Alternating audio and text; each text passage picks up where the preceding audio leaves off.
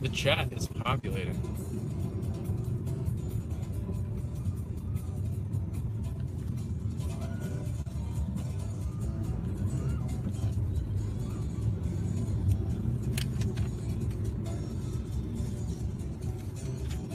We're gonna work on that chart when I get to Barnes & Noble. But first we're gonna drive there together.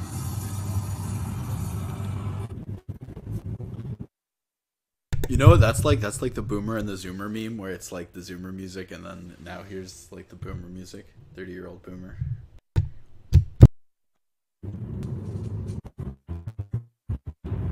Gray Slick. One pill makes you larger, and one pill makes you small. And the ones that mother gives you don't do anything at all. Call Alice when she was just small. Hi, guys.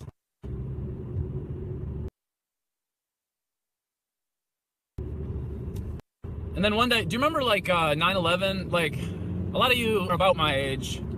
But anyway, I was 23 when 9/11 happened, and I remember being completely in the dark about it. I was like, what is happening? Like, why would anyone be mad at us? What's going on?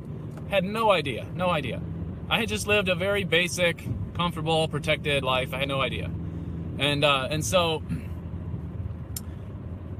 like, you're dumb, right? At the time, I read like 2 newspaper articles about it, and I concluded that it was stupid of America to be involved in Israel anything. And so I wrote some blog post about how, basically if you look at that 1947 or 49 UN, like the vote to put Israel on the map where it is, you see that all the countries that voted yes are from everywhere else in the world, and all the countries that voted no were right around Israel. So it was like, hey, should we put a country like in your land, Palestinians? And they all voted no, but they got outvoted. So there's Israel, and it's like, it's dumb to me. And Luke linked to that because his friend called his attention. So that's when I met. That was 2004, I think. Boy, maybe I should start blogging occasionally again, because, thanks, Jonathan, because I think first of all, I love oratory. I love the streams. I actually think that writing is probably even overvalued to try to go to college. That's a silly, unsustainable industry, because it just waters down college. Like, what's the point? Oh, everyone goes to college? Well, okay, then everyone's the Brahmin caste now? I mean, that's stupid. So I'm not sure writing needs to be as pervasive as it is, but personally, I do find, morning butterfly, how are you doing? But I do find writing to be kind of helpful to me personally, in the sense that it sticks stuff in my head better. And so when I'm not reading and then writing about what I read, a lot of stuff just goes through me kind of like a sieve, and I don't retain it. And I kind of secretly, I think that, maybe that is a secret technology. So I'm going to try to take names, and it's like, well, it's all interesting and entertaining. It kind of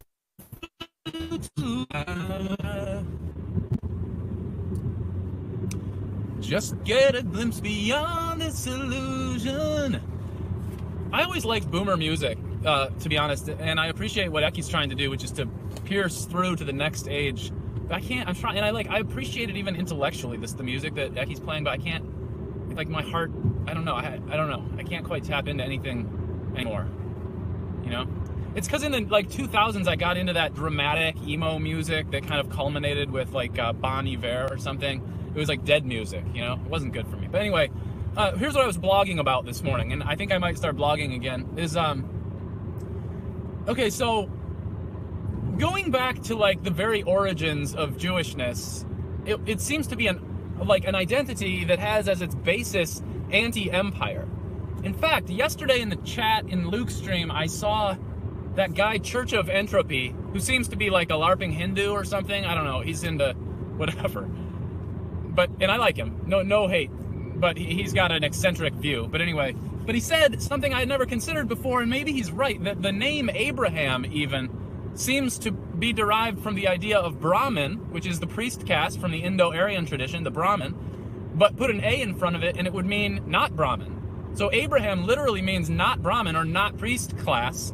And this suggests that the Jews have their origin as basically wanting a coup. They're not the priest caste, but they want to become the priest caste. And we see them first as like a local shitty tribe, and then as slaves in Egypt, right? So that it's like, these are not the priests of the world. These are the dregs of society. But they decided by an act of will and determination to not accept second status. Even when Joseph is second to the Pharaoh, even that isn't enough. Ultimately, they want to take over totally. So it starts to emerge to me that what you see, and if you can Google, by the way, I'm sure Otto knows this, you can Google Tacitus on the Jews. There's a nice little readable, it's only 6 paragraphs, you guys. You could really improve your pro-Gentile status by reading Tacitus on Jews. I mean, just gives you this cogent, concise understanding of how Romans, and by extension the empire, saw the Jews. And every single line is about how what they do is oppose us.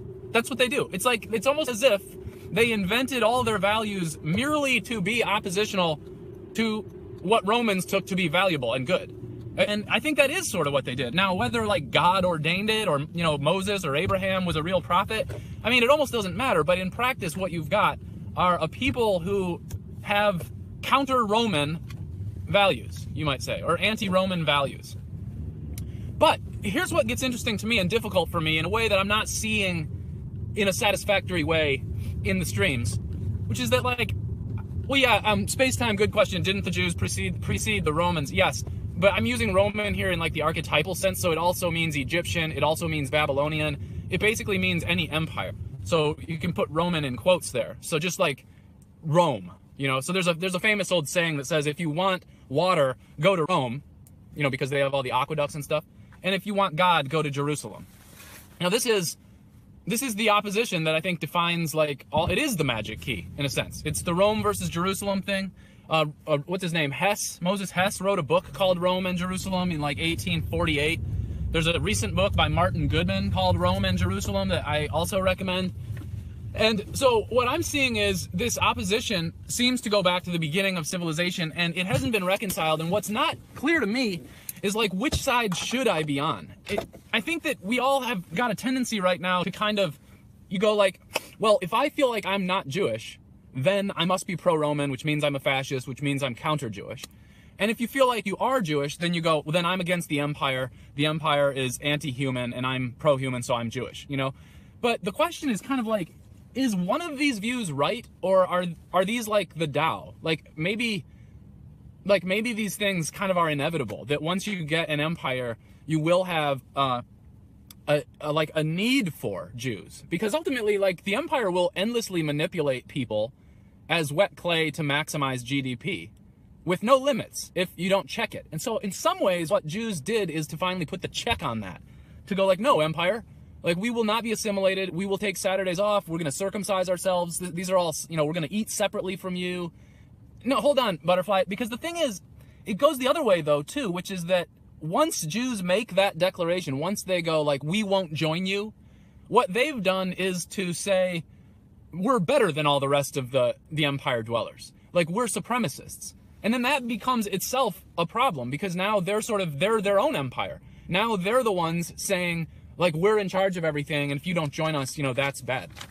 Okay, now I'm going to show you what I was thinking yesterday in response to Babs's stream. I hope you'll be able to follow this. I have 4 drawings, and in each of these drawings, you've got the same number and type of people, okay? Well, Spacetime, you say that it's not imperialist, but the chief distinction is Jew and Gentile. So to the extent that, like, there's only the people of God and the not people of God, like, that's imperialism. I mean, that's just like Roman and barbarian. Okay, so let me talk about that distinction, because that's what I think is really interesting. The first is this. This is that distinction where, sorry if this is reading backwards, but you can see, this is the way that the Jews, in, like, sort of historically, draw up the distinction in the world. You've got Jews over here, and then, like, everybody else, right? And these are the different color tribes of the world, or different religions, or however. So they go, this is us, and this is everybody who's not us, okay, Gentiles. Now, there are at least 3 other ways you might draw this up. But I wanted to mention the traditional American version, which was this, interestingly enough. Okay, white and black. Now, yesterday in his streams, Babs was saying, that's an unsophisticated distinction, white and black. That's not nuanced enough, he said. And as soon as he said it, I was like, that doesn't, I mean, the Jew-Gentile distinction is exactly as unsophisticated and exactly as unnuanced. So I challenged him on it, and he said, oh, well, that's not a useful distinction.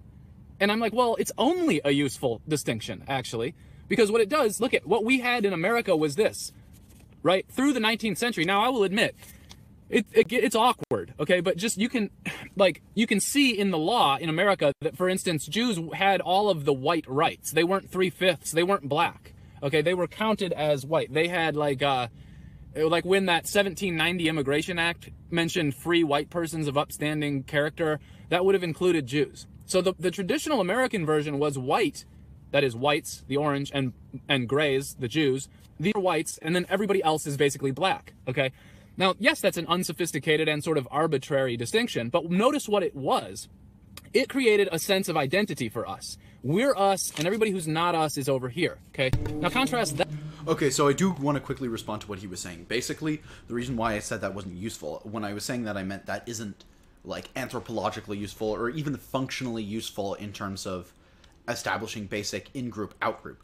When I see the term, when here you have, like, you know, Gentile or Goy or whatever it is, basically that just means nations. So the term just means nations that are not us, or people from nations that are not us.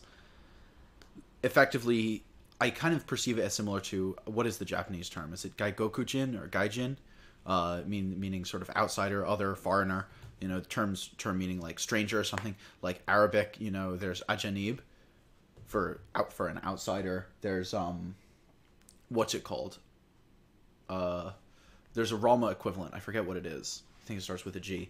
And so I think that what I was trying to say there wasn't, yeah, I didn't really express myself in the way I wanted to, but I do think, yeah, he's making a good point here in terms of, like, basic in-group, out-group, but functionally speaking, the Jews didn't view, you know, oh, they're an out-group, therefore, you know, sort of all out-groups are the same. Except, like each out-group was, you know, kind of treated differently, and there was, you know, similarities versus differences were weighted. For instance, I would say throughout most of history, the way a Jew would interact with until recently, the way a Jew would interact with a Arab, I think, would generally be different from the way a Jew would, Muslim Arab, let's say, would generally be different from the way a Jew would act with, let's say, a Christian European would generally be different from the way a Jew would interact with the subcontinental Hindu.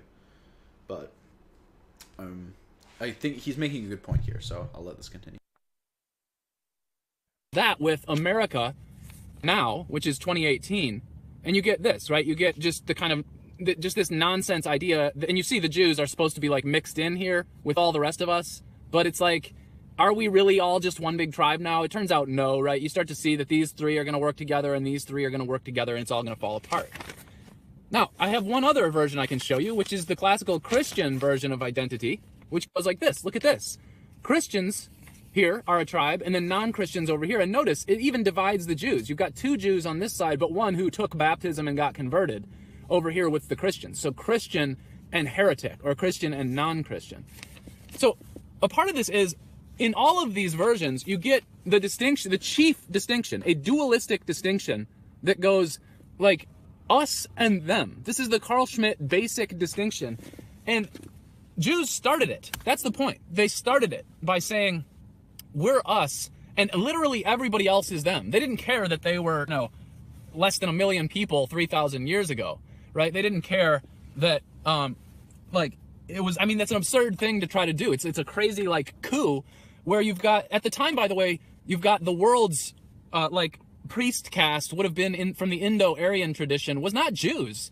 It was Aryans, right? It was the Arya class. That was the priest caste. And so what you got here is you've got a subversion. You've got a coup. You've got the lower caste, the untouchables, basically, the Jews, the Hebrews, the slaves, who declare themselves all of a sudden to be the priest class of the world, of the universe.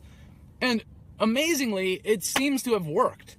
Now, all I take away, I'm trying to say, I'm trying to look at this like an anthropologist, right? Because I don't love being subverted, but am I Roman or am I Jewish? This is the thing, is if you just approach this like an alien watching the thing, if you read in Tacitus, Tacitus says he finds it kind of repulsive the way that the Jews circumcise and that they won't eat the food that we eat, they won't intermarry with us. It's disgusting. They've got all these upside down values. But he also says it's the Jews who won't do abortions or expose their children. So it's you can actually look at early Rome or imperial Rome and you can see there were some fucked up behaviors, right? People who didn't want their children used to just leave them out on the rocks. That's bad. And the Jews set to rectify that. And they were like, no, every life counts, okay? Or the Sabbath is an interesting bit of resistance, right? The empire, Egypt or Rome, basically was going to just squeeze every bit of labor out of all of its citizens to the end of time. And the Jews were like, you know what? No. How about some labor laws? We're going to take Saturdays off. So again, if I'm looking at this like an anthropologist, early on, I see empire emerge, and I see something like resistance to empire in what the Jews are doing. And I think there's room for that. But then when Jews separate from empire, it's not just that they separate, they sort of separate and they start to, they go counter empire. And so remarkably, even though it's the Jews that don't do abortion while the big empire did abortion, if you look now in America, 88% of Jews favor legal abortion. So oddly enough, although their own law commands them not to abort, and you would think that would mean they would go to the nations, the empires, and say, hey, don't abort your babies. What they instead do is try to take down empires by giving them all the upside down inversions of their own law. This is insanity. This is unsustainable. So I'm looking at this like an anthropologist being neutral, and I'm going am I archetypally, not really, mind you, if I ever turn Jew, if I ever go to a Jewish synagogue and get circumcised, dox me and wreck my life. I'm not doing that. But archetypally, am I a Jew? In other words, am I anti-empire or pro-empire? You see what I'm saying? That's what I mean. And it's actually, I'm torn. I'm sort of neutral. I'm I can't tell actually, which side I'm on. And I think what I'm discovering is that these are the twin principles of the universe. This is the yin and the yang. They kind of feed off each other. Now there are if the yin or the yang gets out of balance and takes over, that's unhealthy and bad. So right now, I clearly think that we've got, yeah, and by the way, space-time, you're right. So where does Christianity fit in all this? Well, Christianity is universalist, and it shows up as, I think, an invitation to Jews to join, Duvid should be interested in this, to join the universal brotherhood of man. It goes, let's be Catholic. We could all join. Just all you got to do is be baptized and give up your ancient identity. Stop being standoffish.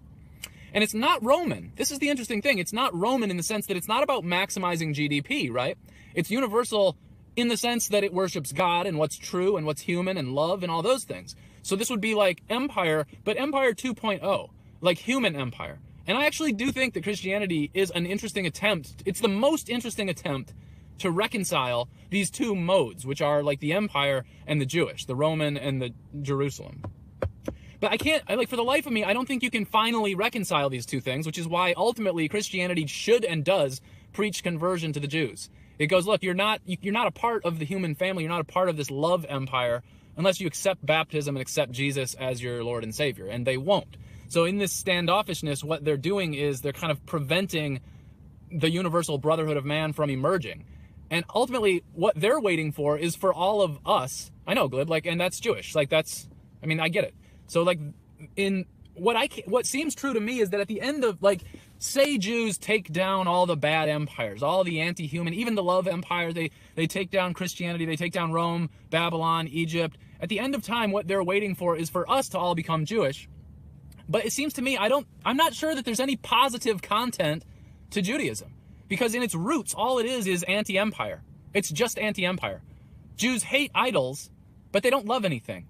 They don't have any capacity for building anything their own. If they were in charge of the world and they converted all of us to Jews, I mean, there would be nothing. There would be nothing. And so, like, these twin principles kind of keep emerging because it's in our nature to build, you know, what they think of as idols, which is just, like, stuff. It's just, I mean, it's just, you know, aqueducts and, you know, cathedrals.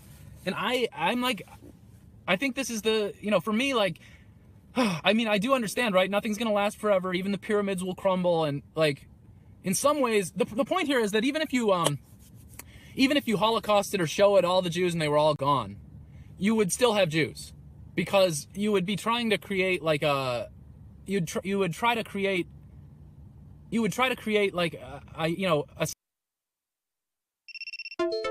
oppositional to what Romans took to be disgusting. They've got all these upside down values.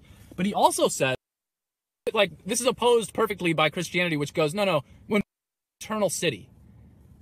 And Tacitus said eternal city. And there will be resistance to that.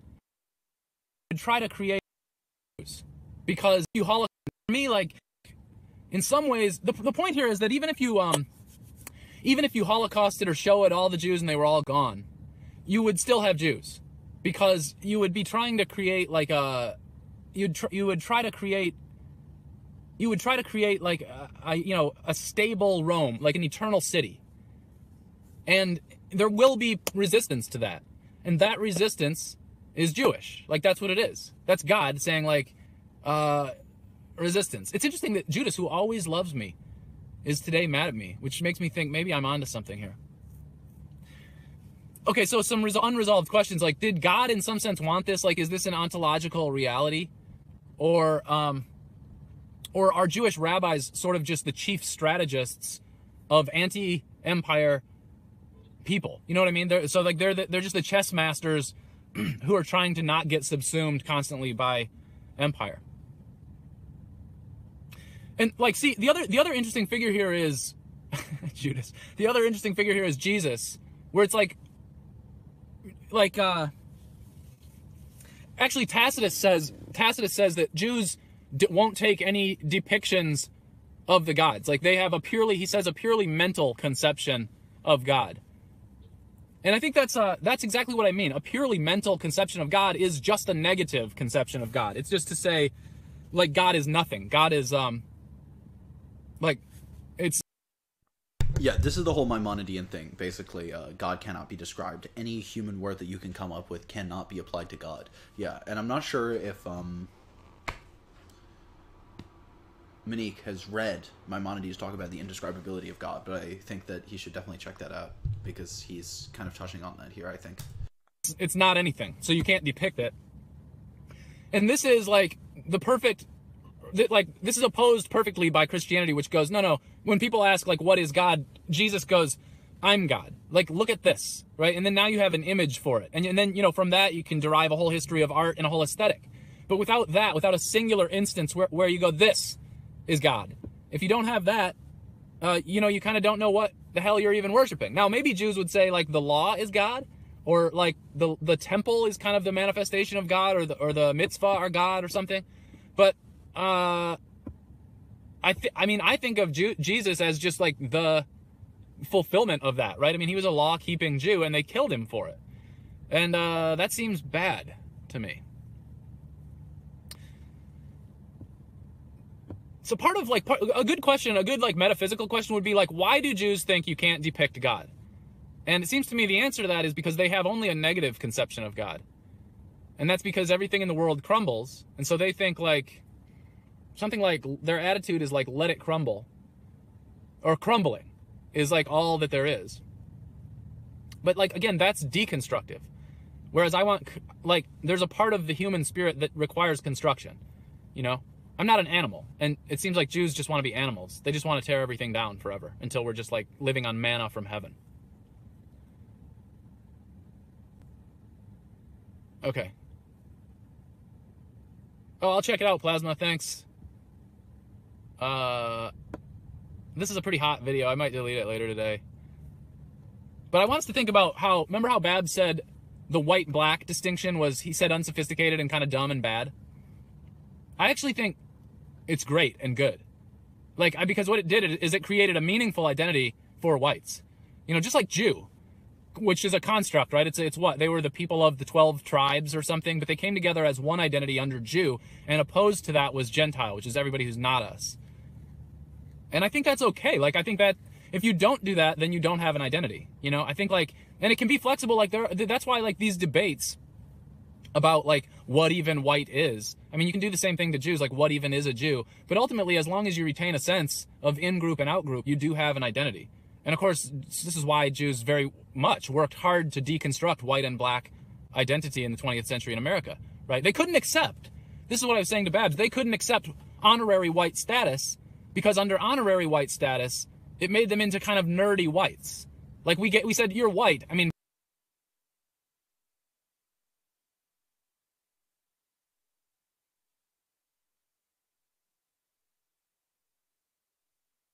but you're not the ideal, for goodness sake, you see? And they weren't satisfied with that. They were like, no, right? And this is what, like, this is why, like, I'll never convert to Judaism. Because a Jewish convert is always second-tier status to, like, a born Jew. And it's like, fuck you, no. I'm not second-tier to anything. So we're both doing this to each other. It's just that whites are right.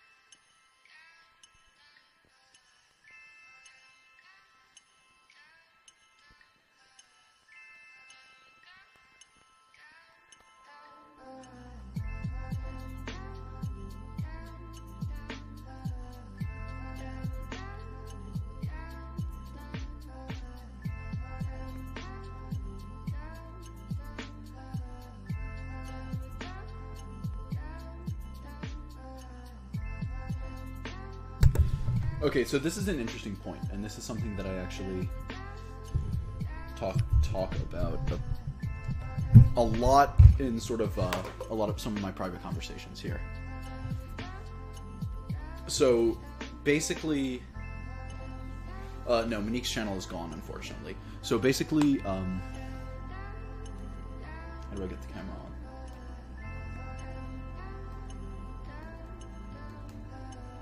Oh, there, perfect. So here, this. All right, so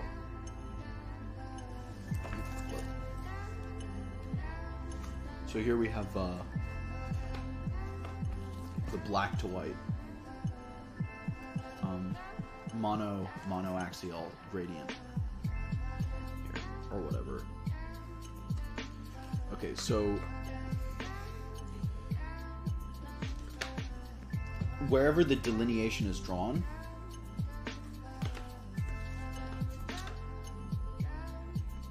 sort of like for the norm of a society, let's say the delineation is drawn here.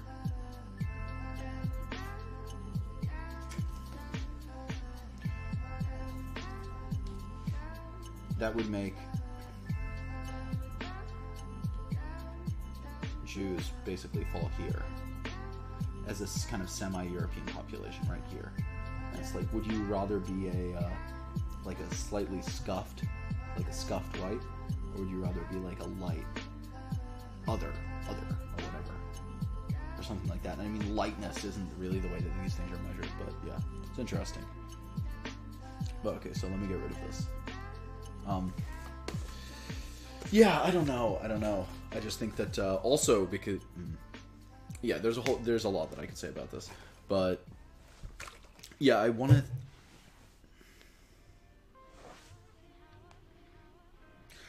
I don't know. I want to respond to Monique's thing about Jews kind of inventing tribalness. Maybe in the case of the Western world, this is correct, but I think that that was kind of par for the course in the more urbanized, farming-oriented areas in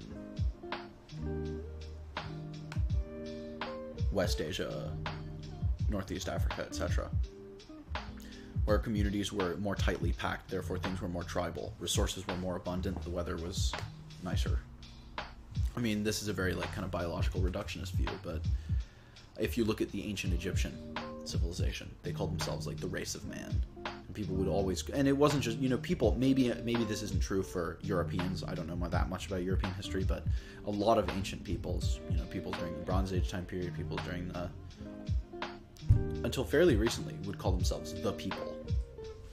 This tribalness, I don't think it necessarily originated with Jews, although it may have been introduced to Europe by way of that. But even then, I'm sure that there are some European examples you can find of people calling themselves, like, quote-unquote, the people, and stuff like that. Alright, here, let me wrench people. Give me a sec.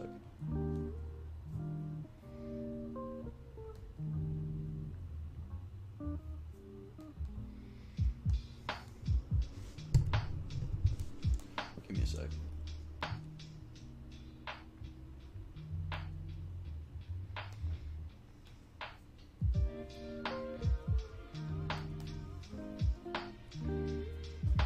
Quote-unquote, the people.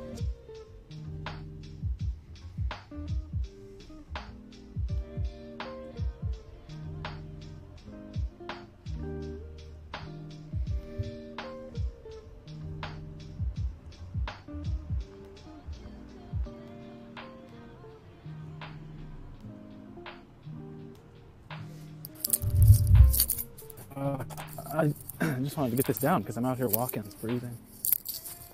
And I know Babs is streaming. I'm not trying to stream over him, but I just wanted to... I couldn't tell if my comments were getting through because it kept breaking up. So, but here's my... He said that he was talking about the white-black distinction in American history, and then he was saying, like, basically this was an unsophisticated way of thinking. Because, you know, it basically divided the world into two, and in reality there are more nuanced divisions. And, of course, like, this is a political question. And it depends on basically like where you want to fall. And what's interesting, of course, is that historically Jews counted as white in America. Although Babs is right to say they would have been, they would have appeared as nerdy whites in general. Now that creates a niche for them, but it also means they aren't the ideal. And so, if they could have settled for kind of honorary status within whiteness, they would have certainly been protected and been among the winners in the white-black divide, but I guess unsatisfied or not satisfied with, you know, second best or second place, second to the pharaoh.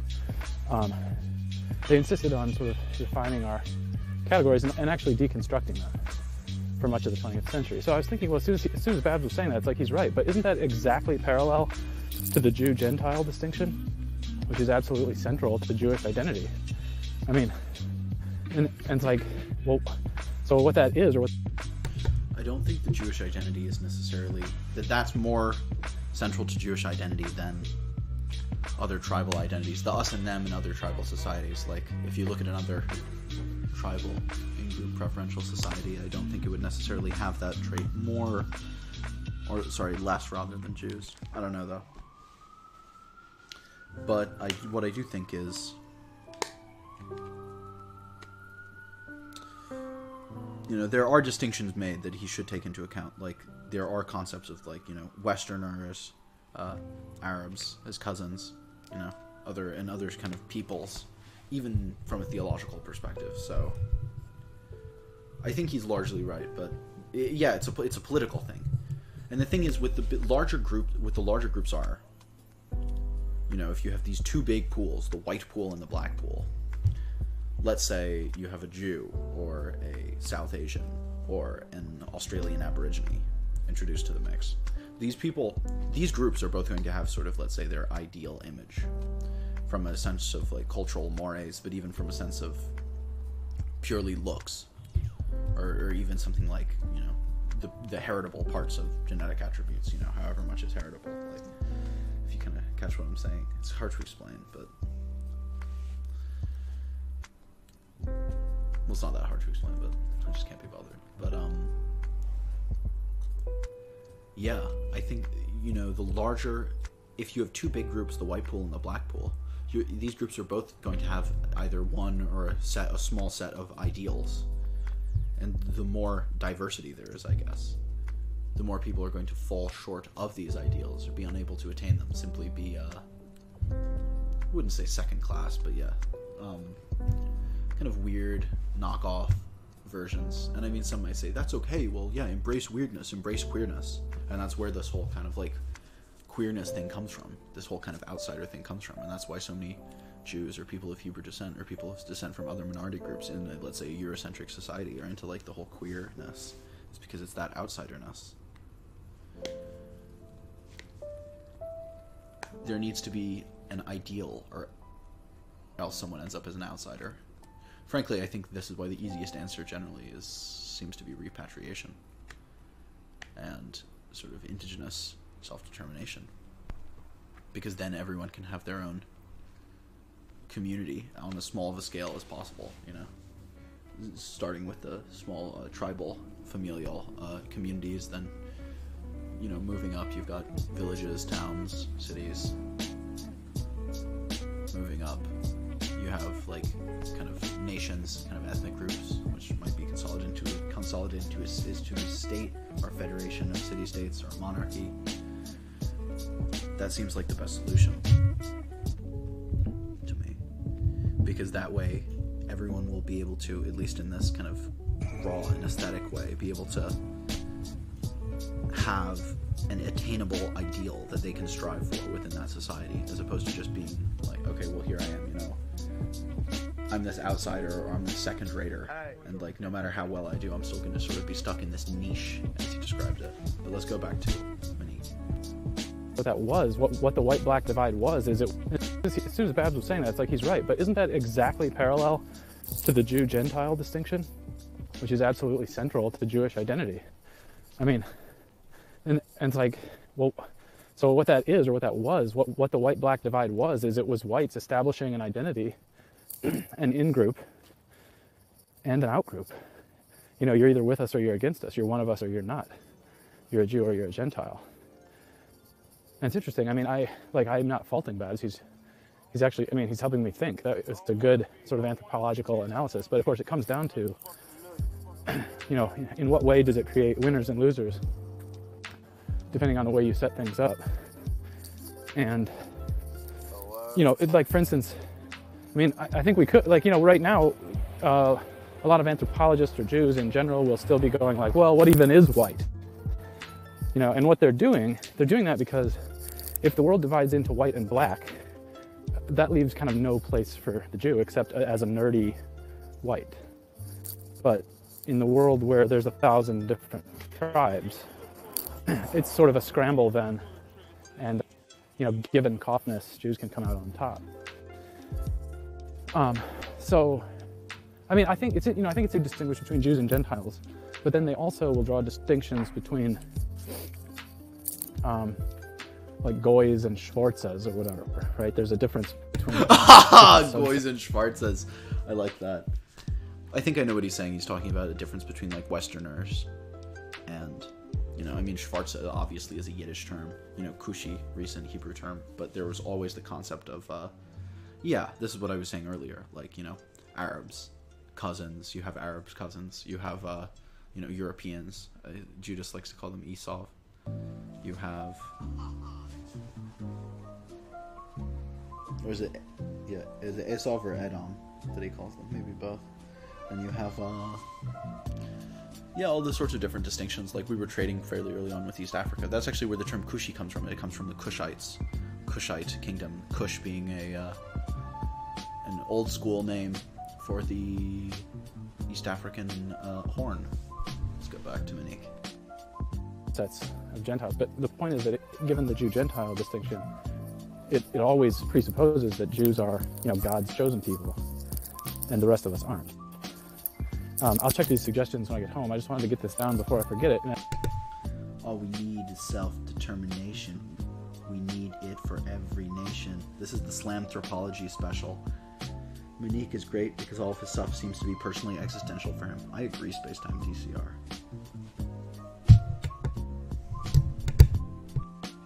I didn't mean to cut in Babs on your Gentiles, but the point is that given the Jew-Gentile distinction, it always presupposes that Jews are, God's chosen people, and the rest of us aren't. I'll check these suggestions when I get home. I just wanted to get this down before I forget it, and I didn't mean to cut in Babs on your stream. I didn't have any other way to take notes out here, so maybe we could talk about it sometime on Luke's or somewhere else. See ya. Holy cow. And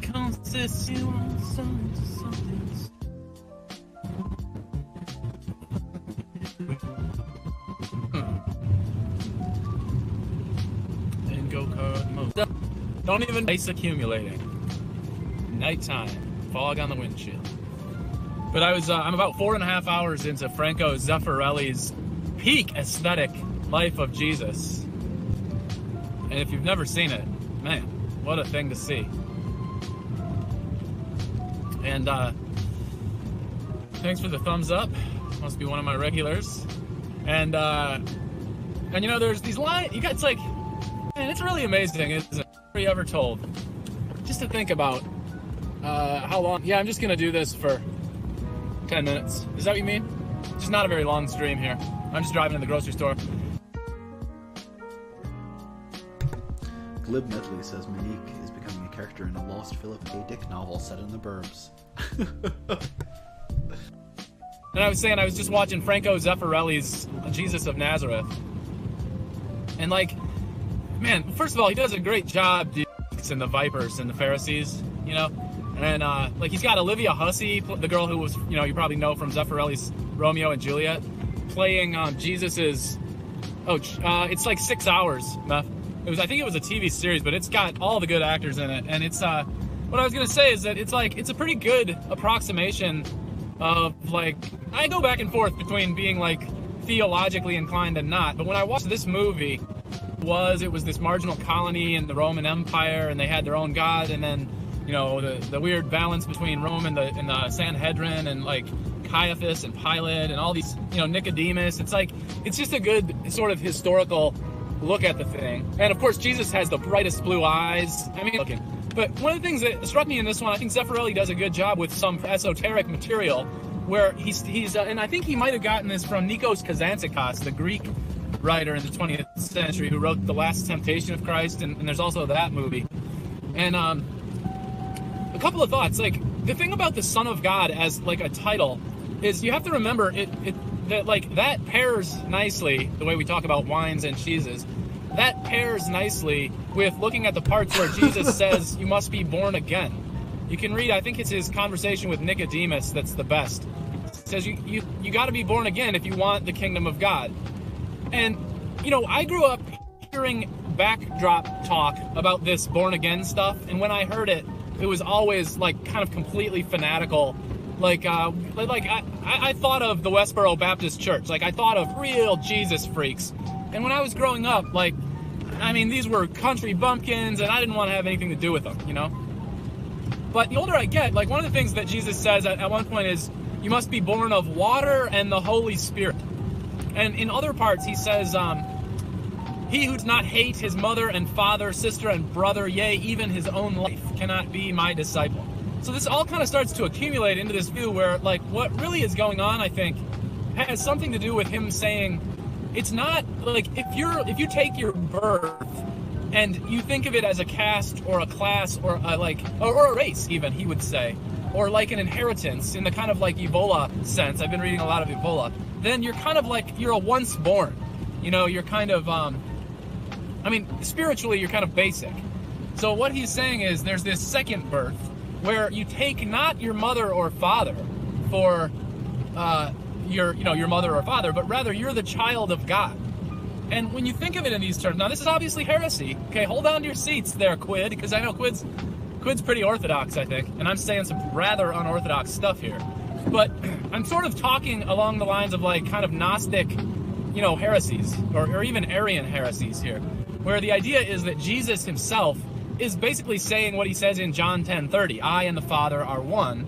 But notice that he's not saying that you and the Father are not one. So there's this room for interpreting him to mean kind of like we're all sons of God. Now, my other favorite example of this, of course, is when they ask him if he's the Son of God, and he they're about to stone him for heresy or blasphemy because he, being only a man, claims to be divine. And he says, but why do you get mad at me? And he's quoting, by the way, he's just quoting Psalm 82:6 here.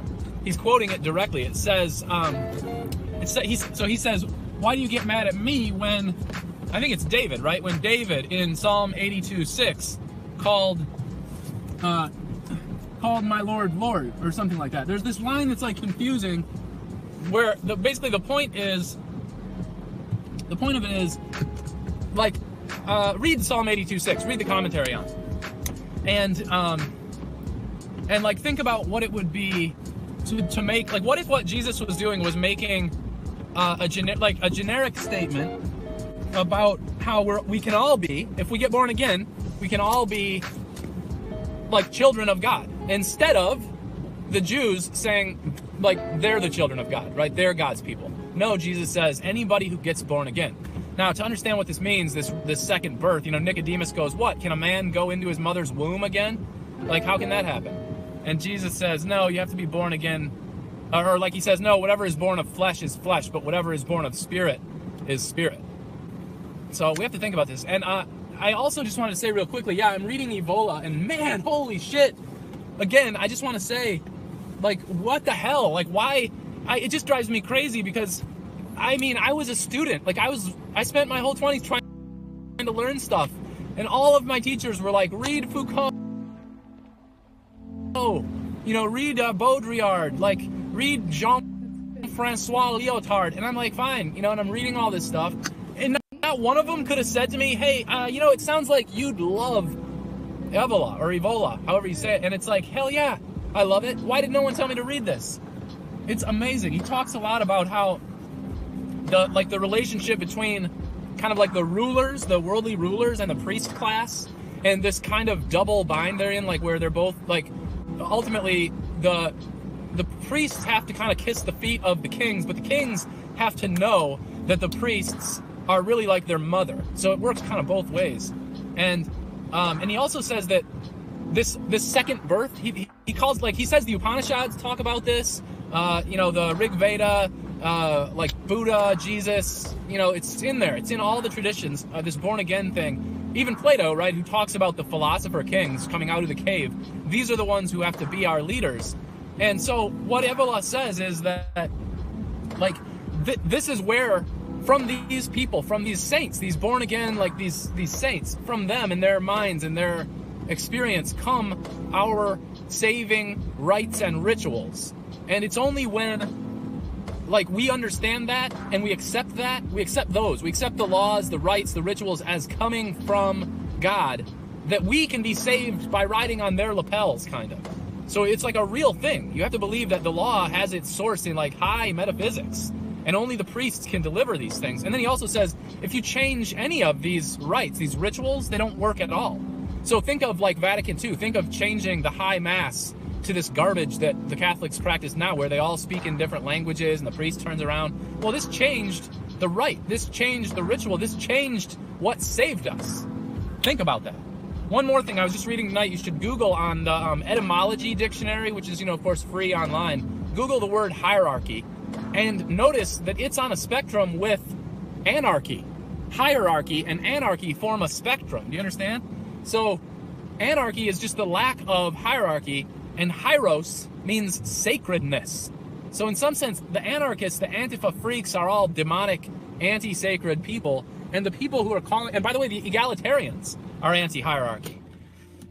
We, the sons and daughters of God, we esteem hierarchy and sacredness and what we're trying to do now is either to recover the ancient rites that preserved us and saved us, or else we're going to have to look for the new revelator who will give us the new rites and rituals, and then we better never fucking never change them again, because you see what happens when you change them. All right, I mean, seriously, like, pray to the muses that the white savior comes and gets us. All right, I'll see you. Ugh, it's freezing. Good morning.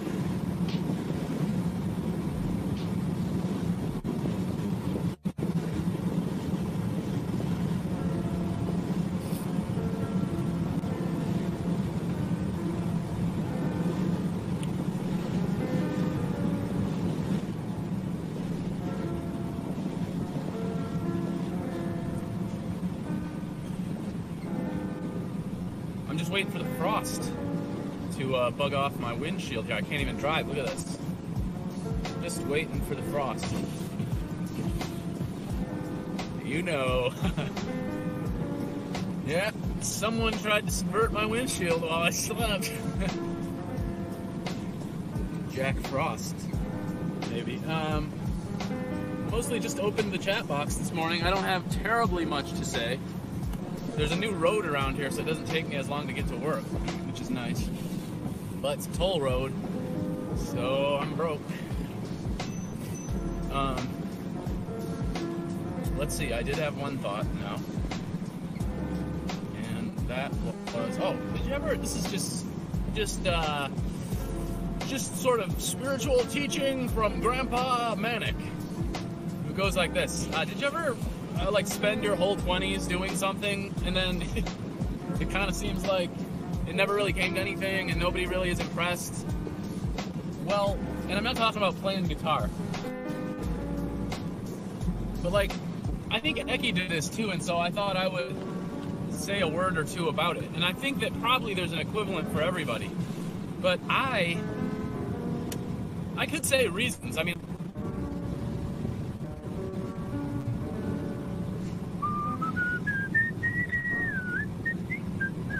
I have a theory that this part of your face right here, that part, the kind of right there where it tends to get kind of puffy, they call that your, what do they call that? Your sinuses are part of it right there. I think that comes from, like, poor eating, like bad gut health. Because I'm finally recovering mine and it's flattening out. It's starting to feel a little better. I'm not Jordan Peterson yet. But, yeah. So, I was saying, in my 20s, you know, like, I was, you know, I guess like you, I hated the idea of getting a job, you know, and working for the man. So I went to grad school because that's what you do when you want to avoid a cubicle. And, yeah, I know. That's basically what I do. I eat pretty much just meat. I do throw some vegetables in. But yeah, just big time meat eater. That's how you flatten your face out. I think eventually my Chinese eyes are gonna go away too, if I keep eating meat, because they're basically just can't trust the FDA. Are you gonna feed your kids grains? I keep yelling at my wife because she keeps making them mac and cheese. I'm like, well, you're just making them like fat ass. Well, you know, you're the mother, but you know. Okay, so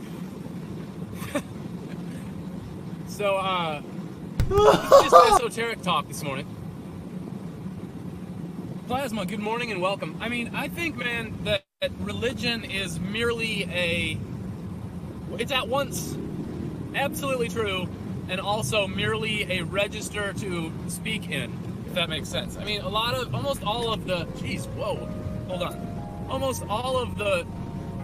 religious stuff that I believe in has, like, you get around a Buddhist monk, I could absolutely get on his level. I have no objection to talking about it in those terms. And I think for most people, actually, probably the closest secular and acceptable alternative is to talk about, like, psychology. That's an approximation of what we're talking about. Psychology is that, because, like, kind of institutional, you know, Xanax dispensing psychology has as its goal the atomization of people. So there's individual psychology and then there's group psychology. Whereas, like, religion understands that's all embedded in, like, if you talk about Christianity, you're talking about both individual salvation and group salvation.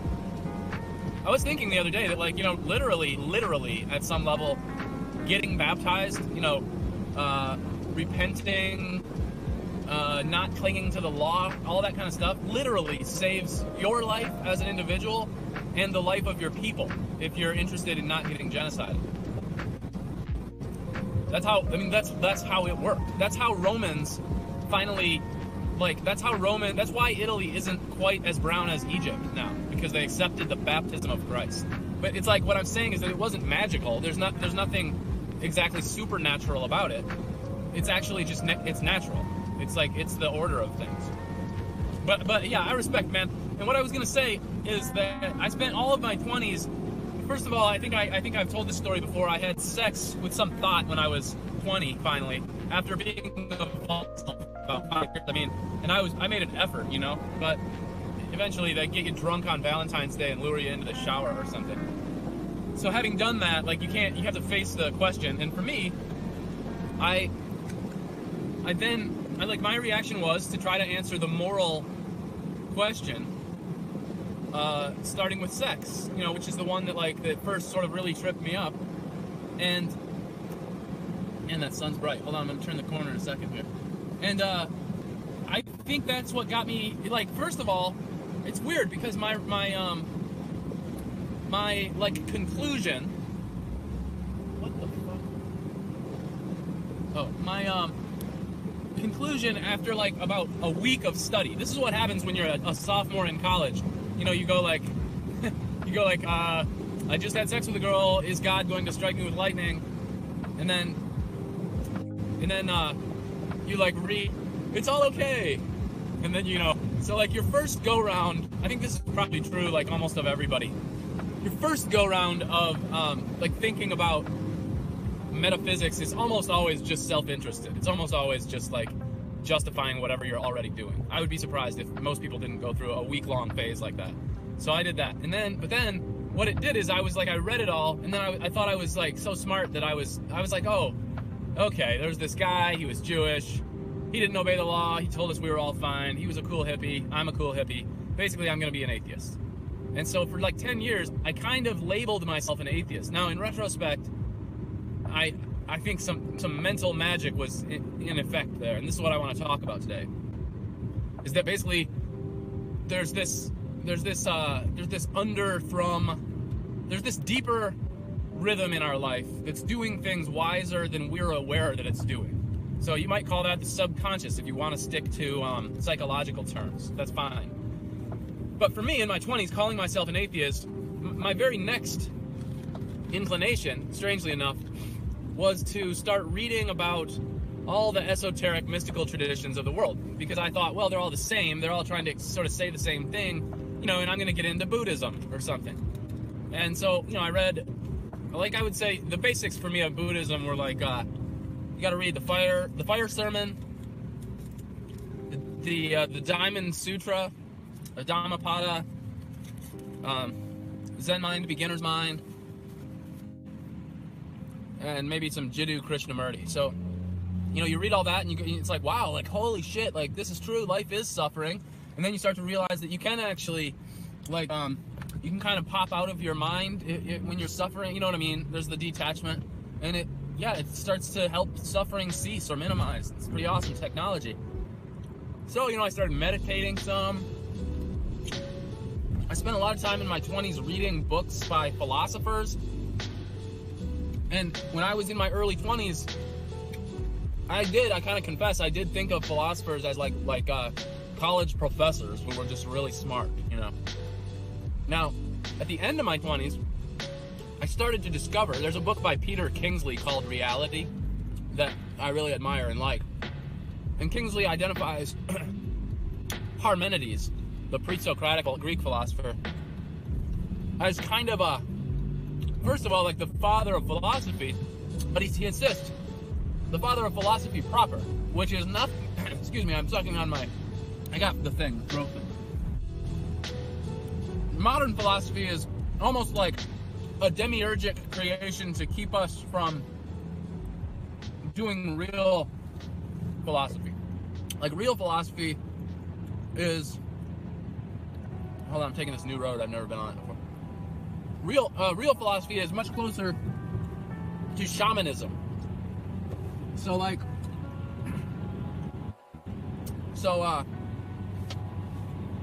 the idea is, like the Parmenides used to take people out to the edge of town, away from, like, you know, the Greek city-states, into like caves. And he had this practice called incubation, and he's what was called iatromantis, which is like when the doctor causes you to be sicker by medicating you, you know. But this is the other way around. Iatrogenic means, like, basically heal yourself, you know? And the way to do it, he would take you out to this cave in the middle of nowhere and have you lie down as dead for 3 days, with the promise that he would not wake you up or bother you, but only guard the edge of the cave. I know I can't do anything about reception, sorry. It's the new road. So after 3 days, he would come in and wake you up, and you'd have been hallucinating for the last 2 days, because no one can lie perfectly still for 3 days and not start hallucinating. But that's the goal. And you get all these visions, and then he, the shaman, tries to help you interpret these. And obviously what this is just trying to tap into our, like, the subconscious, the deep psychology. So what I want you to think about today is the way that in the moment, like right now, you're thinking about what I'm saying and maybe making plans for your day and stuff. But there's this deeper down layer that's much better at processing everything, and it is laying great plans for you. Like, it, you know how we say that, like, oh, the Jews are, like, they're crafty and they pass down legacies and they're nepotistic and they prepare their children from one generation to the next, and that's why they're always beating us. I'm saying that this technology we have inside of us, this deep consciousness or deep psychology, this does that for us. It's kind of the archetypes, you know, it's the deep. I was like 25 before I even caught a glimpse of this. So what we, you know, this is true philosophy. And anyway, what I was going to say, it's like I did the right thing. Now is this very, like, clear mind to deal with all the charlatanism and the deception and the whatever of all these questions we've been sorting out. And I'm not saying that everybody has to spend their 20s reading Buddhism or whatever. What I am saying is that it's very probable that you, in your own way, prepared yourself for this challenge in the decade before now. This, if you look deeply, all the things you learned and cared about and studied 10 years ago have this, there's this echo wisdom in them that you can now rely on, and it's your secret power. That's what I'm saying, you know? Alan Watts seems like some universalist hippie freak, you know, he doesn't help us at all. But really, you know, there's something in Alan Watts, exactly. Nothing you learn is useless, so study. That's what I'm saying. And pay attention to, you know, we really need to get over this daily news cycle shit. And this is I mean, I don't know if Luke's subversive or he's our Jew or whatever, but if you tune in every night to Luke and he's like, oh, for 3 days, everyone, you know? And the cycles of the moon and the position of the sun and stars, and like, have you noticed, you know, that Orion is back up in the sky? Like, these are the kinds of, because when you start thinking like that, then your mind goes into that relaxed state, and you're able to tap into these deeper resources. And that's really where, like, our strength is. For me, as I said, a lot of it was like, you know, and then it's not even funny how good the music fits this stuff. And I read the Bhagavad Gita, and I did some Hindu chanting, and I don't know, I read a lot about, like, drug trip reports, you know, anything that was, like, psychedelic. Yeah, like, yes, 2001: A Space Odyssey, dude. Come on, that's a good, did I read that right? That's my shit. Like, get into that, watch it on repeat, get into that relaxed state, and buzz out so that the deep brain can talk to you. These are the muses. I've got a recommendation that's only 3 pages long, and I want somebody to tell Kenneth Brown to write about it. It's called The Fourth Eclogue, E-C-L-O-G-U-E, The Fourth Eclogue by Virgil. And man, is it esoteric. Virgil wrote this poem in 42 BC, and it clearly predicts the coming of Christ. Amazing. So that gives you an idea that, I don't know, see again, that like something, right? Who knows? I don't know what to say about it, but some shit's going down. It's like, of course, right? Because in other words, of course, even a Roman poet, who sincerely prays to the muses, you know, to God, the angels, the Holy Spirit, whatever, of course he can be given the revelation. So what this indicates is that the true one God of the universe, Christ energy, the one, as Parmenides called it, whatever, of course it talks to Gentiles. You just have to really pray to the muses. So how do you pray to the muses? Well, you watch 2001: A Space Odyssey on repeat for a day and a half, and then you kind of get down into that, you know, you're into like Bach's Art of Fugue. That's another one you can listen to. Turn Bach's Art of Fugue on and do nothing but listen to that. Start to finish. It's 90 minutes for like a while. Until you know it, you know? And that's where then all of a sudden these answers will start coming up, and these answers are like, it's amazing. It's as if you were preparing for this your whole life, even though you didn't know that. That's the thing I'm trying to encourage, like, younger people especially, because when you're 20, you can't see the matrix. When you're 20, you're not reaping the harvest yet, you know? And that's why, like, when I talk to John Harris, I'm always like, dude, ignore the thoughts, just study through your whole 20s.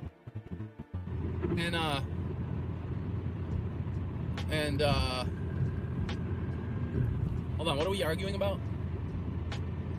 Yeah, okay, so whatever. But just study something, like get serious about something, because your instinct is leading you in a direction, and then what you learn will be the answer to your problem later on. I think Emerson says that we have to live life first before it reveals itself to us as the answer to all our questions. So this can be frustrating, and you can lose hope because, you know, in your 20s, like for me in my, and so I was like, well, what do girls like? It seems like they, you know, kind of sophisticated men in good shape. So I was like, I'm going to study a lot and go to the gym. And like I did that, and no girls were particularly showing up. That wasn't the result.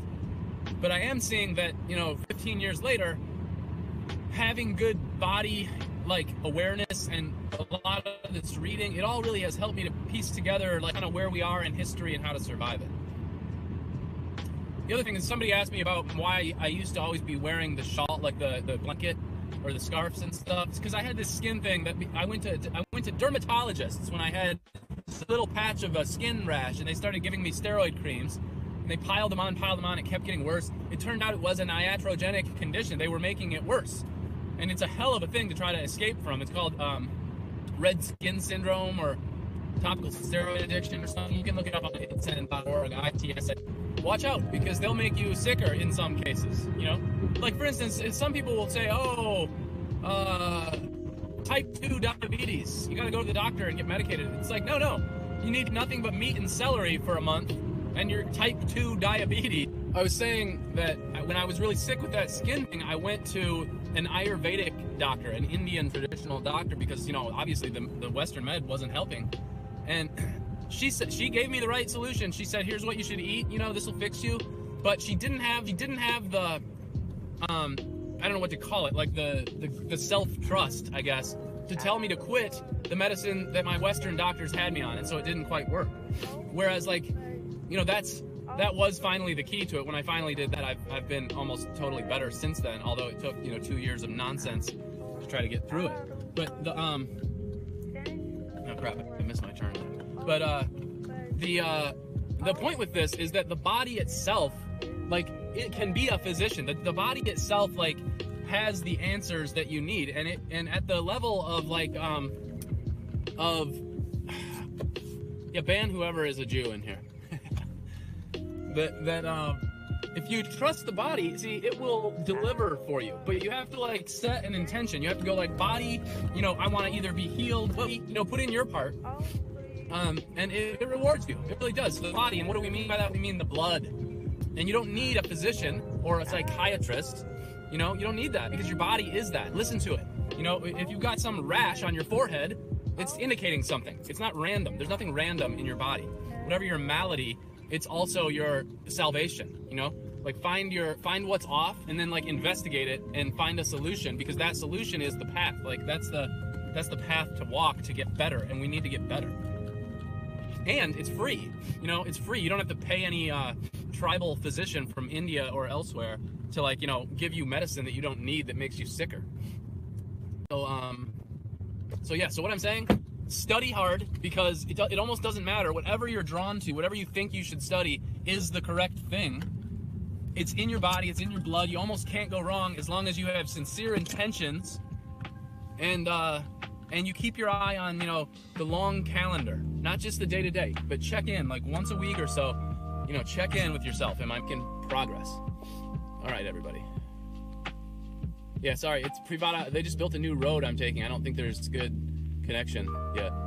It's mostly just me talking to myself on these streams. So, bye.